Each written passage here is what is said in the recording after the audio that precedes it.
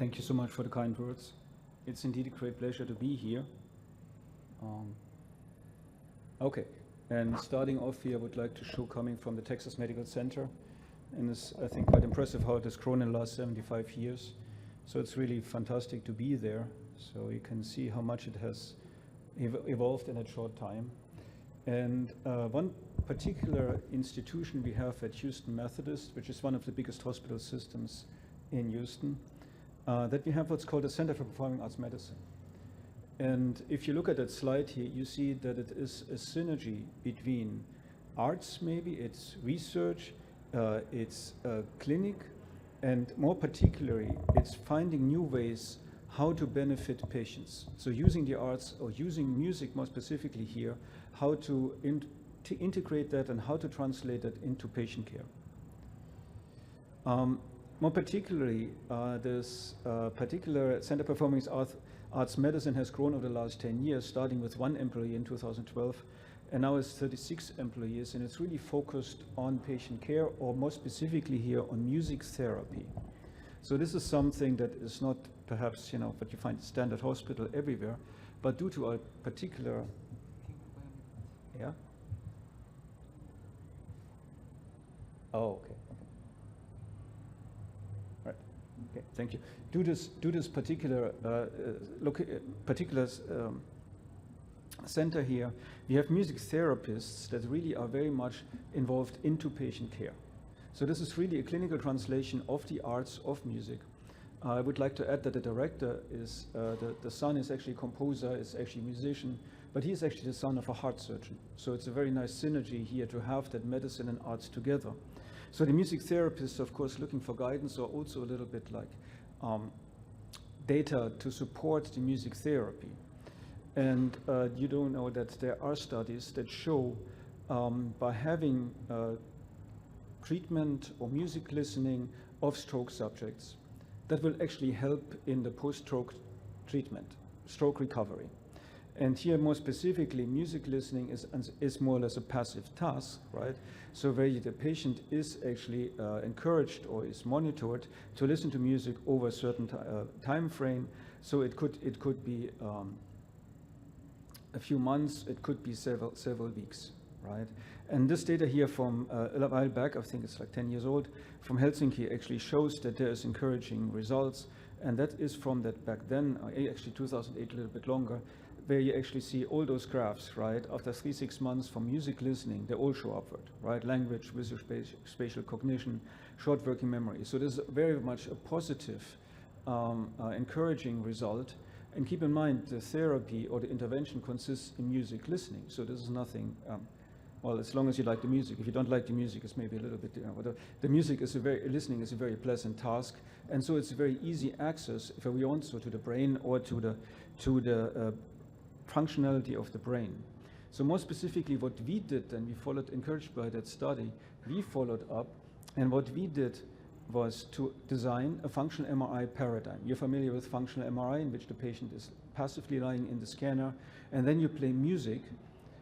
And here the music was interspersed by rest periods. What you see down there in the lower part of the presentation, so 30 seconds rest, 60 seconds music, 30 seconds music, and so forth and so on. So during that time, the patient was subjected to alternating rest or quiet, and was alternating to music. Just, I'm not sure if this works here.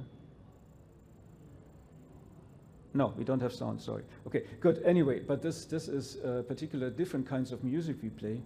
And this is here what you see from the functional MRI result, where you see the bolt activation.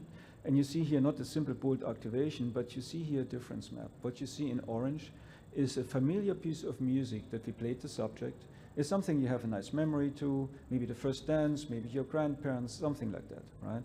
And contrasted to that is unfamiliar music. And the unfamiliar music in this particular case was chosen as a classical piece. If you know the composer Bach, Invention No. 1, it's a very technical piece to learn the piano, more or less. And so the patient is unfamiliar with that. And then we looked at differences in functional activation, and what you see here in orange is really the larger activation due to familiar piece of the music. What you can see here, also shown to the crosshair, maybe the periaqueductal gray, the midbrain, the limbic system, that area in the anterior cingulate, that for possession, if you recognize something that belongs to you. So that is higher activated than the blue areas. The blue areas, so by the classical music activated, are mostly in the parietal lobe. And the parietal lobe is, as you know, attention is trying to understand the unknown, trying to understand the music. Even also what we found very, very encouraging here, it seems to be complementary, right? So you have a part of the brain that is more concerned with the familiar portion of the music or of the memories that are associated to the music. And then you have the classical, very structured music, and the brain is trying to understand those which are different areas of the brain.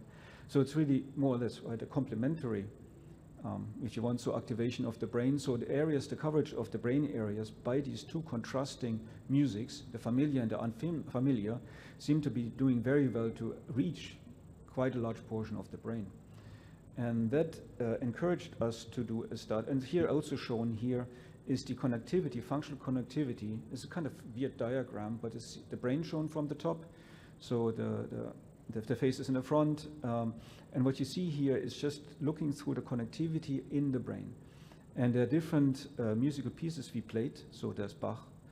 Gagaku is a Japanese opera. Bach, again, visual, that was where we actually showed the score sheet, the self-selected music, the pleasant music. And then the last three are some certain memories. And there were 12 subjects, and you look at this connectivity pattern, just shown the connectivity pattern by the different colors showing the strength of the connectivity. And the 12 subjects in each column, you see the striking similarity of those connectivity patterns for each music, but that connectivity pattern changes with the kind of music that you play. So it really appears that you're able to manipulate the functional connectivity in the brain by changing the kind of music you play to the subject. So it's really encouraging, again, that you're able, without any drug, any interventions whatsoever, seem to able to change the functional connectivity or how the brain organizes to understand the music you're playing, based on the music, based on the maybe the kind of music, the familiarity, non-familiarity. So then what we did, we actually had stroke survivors, and this was done with 9 subjects, and we played them language, audiobooks as a control, or the music. And the music consisted of familiar and unfamiliar music. And if you do unfamiliar music, you would expect different kinds of patterns of activation. What's shown on the left, that was actually only that was just in between the trial, just in the middle, very encouraging. What you see, the language, books, audiobooks on the left side of the brain seem to enhance the functional connectivity, as you would expect. Wernicke's Broca's area are on the left. And so consequently, you would expect that you see this. But the music is more centralized. The music is not located on the side of the brain that connects to language. So it seems to be more central. And so then after the end of the 90 days of playing music, here with these 9 subjects, what you see here in red is increased functional connectivity. What you see in blue is decreased functional connectivity. And then you just go and look through so music words. Your music is the music subject, word is the control, the audiobook. And if you look through that, you really see already visually more or less that is rather, it's more stronger activation to the music listening. So listening to music seems to have a much stronger effect on the brain connectivity than the audiobooks as a control. And then when you do a quantitative analysis, so you parcellate the brain into thalaric regions, and here shown on the left, here shown on the right, intervention group music on the top, and control group spoken words below. You can see for different thalaric regions in the brain, so presumably functionally differentiated regions. You see changes here, particularly in the intervention group and the music group. If you look, the right side of the brain is mostly always positive, right? And when you look at the control group, it's really very variable. There are certainly some areas in the right side, but not more or less the right side of the brain altogether.